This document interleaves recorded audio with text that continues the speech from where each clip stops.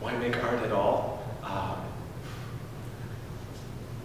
As a monk, it's one of the ways that I put into physical form the ideas that matter to me, to us. We are visual people. We are also people who live in a physical world, a three-dimensional world, in bodies that have shape and form. We live in a physical reality. And if we don't make steps always to translate spiritual ideas into physical form, I think too often the spiritual ideas remain an abstraction. They remain something that's theoretical. Oddly enough, as Catholics, we believe in an incarnation. We believe in a God who became incarnate, one of us, a God who had a body at one time.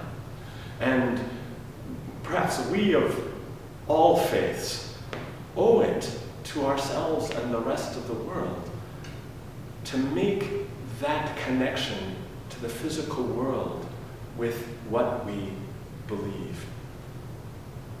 That God is present all around us in this physical world that we inhabit. It's a beautiful thing. And God said it was very good. This is an important thing to be an artist in an age when we discount and devalue not only each other, but the physical world around us too easily. We take for granted the physicality that is a pure gift. And we forget to treat it with care, to always see its beauty. And if there's one thing I think I try to do with my sculpture students when we do a portrait project in clay, where they do a portrait of a person of their choice. So everyone in the class is sculpting someone else from life. And I think one of the primary reasons I do that project with them is not just to teach them some skills for manipulating a medium like clay. Anyone can learn to model clay, and we all used to do that quite well when we were kids with Play-Doh or mud or anything like that.